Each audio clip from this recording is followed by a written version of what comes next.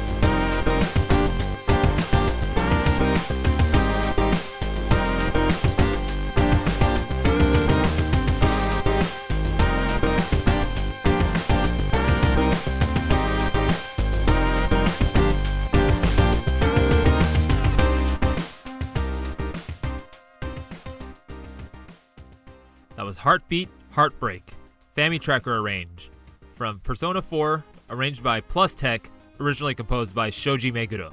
And the 4 expansion chips being used in addition of the 2A03 are the Konami's VRC6 and VRC7, Namco's N163, and the FDS. And how was it possible that he was able to get all 4 of these going together? Well, I had presented a track before that had multiple, sound chip or expansion chips going at once, and I said it was because of multiple instances.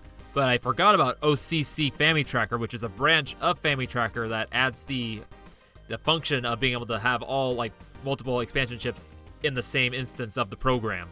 And it is kind of maddening to think of just all that going on at once, but hey, Plus Tech is mad enough to do it.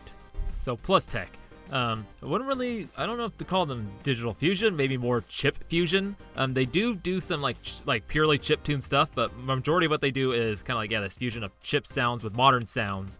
And one of their biggest signature sounds is this really nice bouncy heavy FM bass.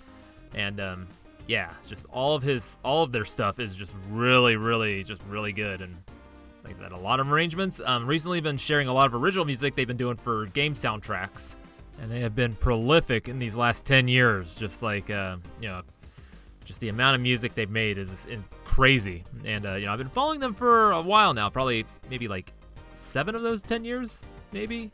But I just enjoy every single thing they've made. And now here's a funny thing. This is my introduction to Persona music, though at the time I was listening to it, I didn't know it was from Persona, because I wasn't even aware of those games. Strange enough. But yeah, all I knew was it was a really cool arrangement. And the picture that he used was of the character I now know is Chase Sotanaka. And she's just like sitting there with like sunglasses kind of pulled down, making a funny face at you. So yeah, there's a funny little thing. Now, I probably shouldn't really need to explain what Persona 4 is. I'd imagine most know what it is, but here it is. It is a JRPG by Atlus. It is part of a spin-off series of the Shin Megami series, or Shin Megami Tensei. And in it, you play as a group of high school kids that are trying to solve murders, that jump into the TV world and fight shadow monster things. And yeah, some fun times, I guess. I never played it. Haven't played any of the Persona games, so I wouldn't know. But what I do know is that the music was originally composed by Shoji Meguro. And, I've talked about him a couple times on the Special Order episodes because Professor Tom, again, Special Order tracks from Persona games. And as we learned, Shoji Meguro, he's the Persona guy. Did a few things for like the earlier Shin Megami spin-off games and all, but yeah, primarily he's the Persona composer. Enough said. Moving on. This is Mirror Magic from Celeste, and this is the SNES arrange by Maxodex of the remix from Chapter 5's B-side by Too Mellow, originally composed by Lena Raine.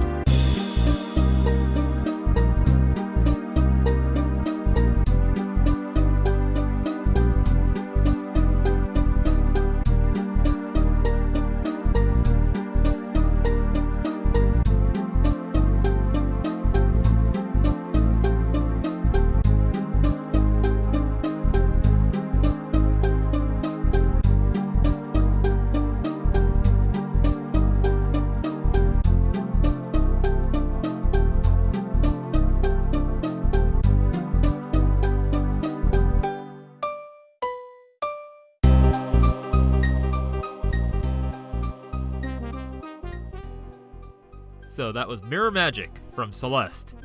SNES arranged by Maxodex, based off the remix by Too Mellow of the original composition by Lena Raine. And how do you like that? A cover of a remix. Definitely not the first time, but it's cool when it does happen. So now, let me tell you a bit about Maxodex. They do music primarily with the Super Mario World hacking community.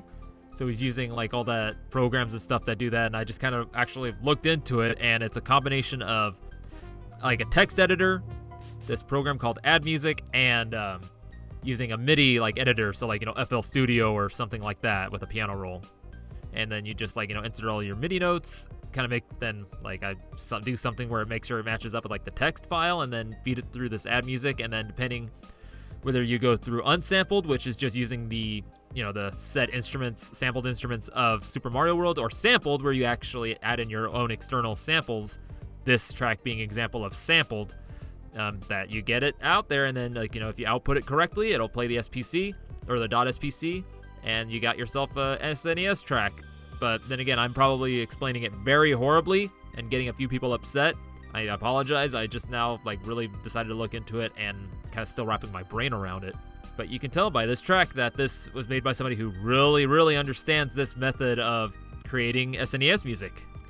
Seeing as this has come up a few times, let me just list off the 3 major ways I know how to make SNES music now. There's this way, using the Super Mario World hack method, using the C700 VST in most DAWs, composing the music in Open Mod Plug Tracker, then exporting it to like a .it or .xm file, and then using a converter program, so like IT to SPC or what have you, and exporting it that way. None of which I have actually tried myself. I've only read about them, so there's definitely a lot more nuances than what I just explained there. Now let me tell you a little bit about Too Mellow, whose remix this arrangement is based off of. His music is very heavily inspired by the sounds of Jet Set Radio, Hideki Nakanuma, and he's gone so far as to actually do 2 tracks or soundtracks called Memories of Tokyo-to and Sounds of Tokyo-to Future, which are all music that have been inspired by the sounds of Jet Set Radio. But I most primarily know him through the soundtrack for the game Read Only Memories. I've only listened to the soundtrack. I've been thinking about getting the game for so long, like initially when it came out and everything, because I was kind of playing a lot of old adventure games around the time. And just the soundtrack for that game is really good, and I would suggest you go check it out. I'm gonna link the boy. So now let me tell you about Lena Raine, whose original composition, Too Mellow's remix, was based off of. She has been actively making video game music since 2013, starting with Music Madness, doing music for Dead State, Guild Wars 2, Heart of Thorns, Panic at Multiverse High, Upshift, Hack Mud, and then of course Celeste, which is the big one that got her name really out there.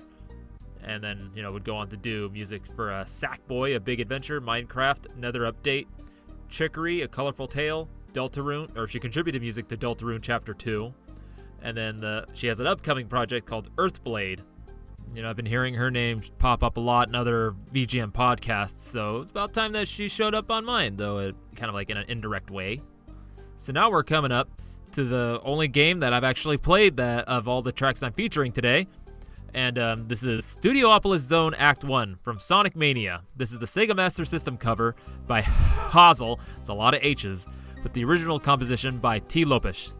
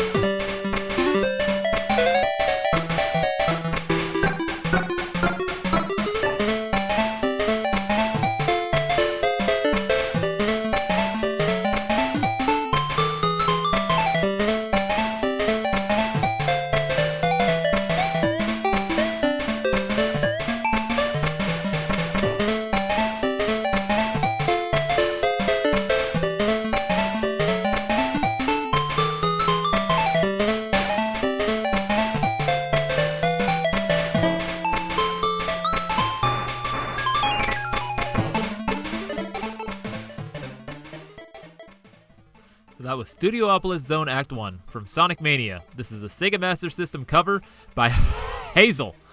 Original composition by T. Lopez.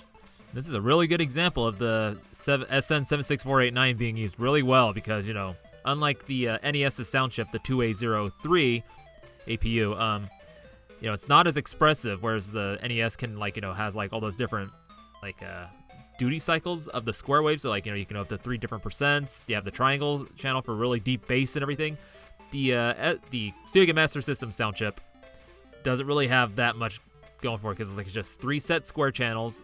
It can't really go that low with the bass tones, like, you know, the lowest. Yeah, it doesn't really do that well, and it's just really kind of hard to do. So you got to get really creative and like getting it really as expressive as this. So a lot of nice little harps, kind of like doing like some nice like volume slide, like pitch volume slides with like the instruments. Like, so can you hear? They like that. Yeah, a lot of that going on, and of course the percussion, you know, mostly being the noise, and then but there's also a little bit of a kick tone in there too with the bass. Or what is of the bass there. So yeah, just kind of all over the place. So you gotta, like I said, you gotta be really creative with those 4 channels. I had to know because I did OST for a game that's still in progress of being made using this sound chip, and yeah, it was pretty fun figuring out how to get the most out of that. So now back to Hazel with 6 H's. He primarily does like chiptune arrangements of other video game music, like, you know, using the VRC6, SNES, like the other NES expansion chips, a lot of Sega Master System. With this track, his description of it, he just says, learning how to use Deflamask. That was only 4 years ago. Pretty crazy good there. And yeah, just a lot. Latest thing he's done is a FamiTracker multi-chip arrangement of BB's theme from Death Stranding. And that was a year ago. And so now T. Lopez, or Lopez if you prefer. You know, I talked about him before on the Sonic Hedgehog Zone Act 1. Of course, when I played Studiopolis Zone Act 2. You know, I just can't get enough of that Studiopolis. And yeah, you know, he did all the music for that game and all the arrangements of the original music that was featured in there as well. You know, he got to start doing music for like a lot of the Sega fan games or Sonic fan games and all. And latest thing he's done is, you know, TMNT, Shredder's Revenge, which is some damn good music. And a really damn fun game. I actually got to play about like maybe 5 stages with my brother-in-law as Splinter. So, yeah, can't wait to get back to that when I get the chance. So now I got one last track for you, and this is Friday Night from Yakuza 0. And this is the Yuzo Koshiro Misty Blue arrange by Iatemu, originally composed by Kensuke Inage.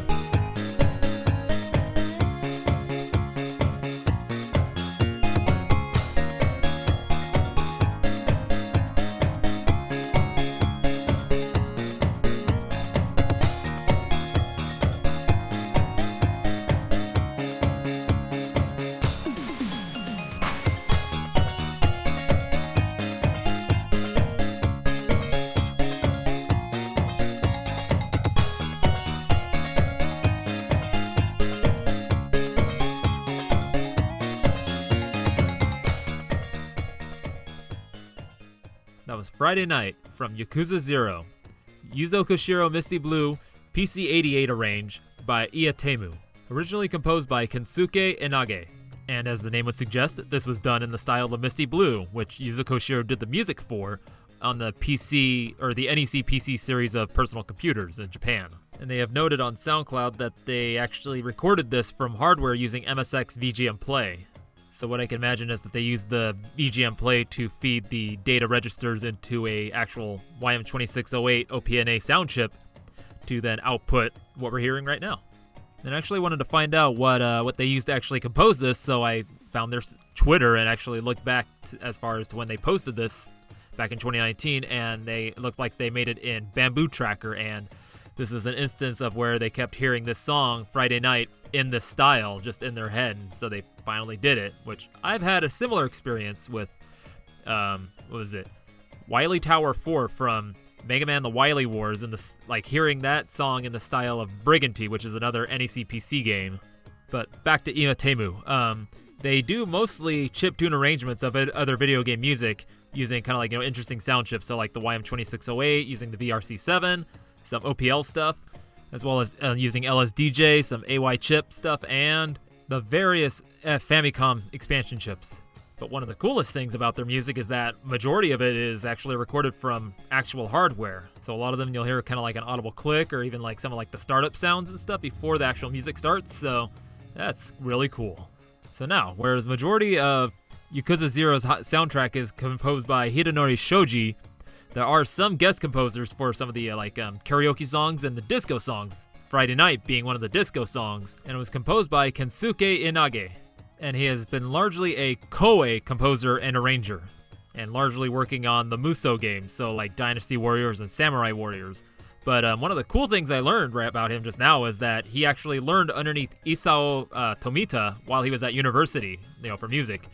And Isao Tomita, if you haven't heard of him or don't know, he is like one of the pioneers for synthesizer music, kind of getting it popularized. And I know about this guy mostly because he was one of my mom's favorite musicians alongside Vangelis and Andreas Voldenwater. And he's most well known for his album Snowflakes Are Dancing, which is an entire synthesizer arrangement of a lot of Claude Debussy's works. So a little sneak peek as to what I was listening to as a young childhoon and kind of influencing my musical tastes. And there you have it, folks. Modern VGM, arranged as actual chiptunes that you can export and play on real hardware. Excepting the Heartbeat Heartbreak arrangement, unless you had some kind of Frankenstein board that had all of the expansion chips on it. And I wouldn't be surprised if somebody's working on something like that. And not one sign of a MIDI rip. No siree bop. That's just no fun. So I want to thank Martyrs for giving me the idea of playing modern VGM chiptune arrangements, and Haberchuck for featuring more musicians from SoundCloud.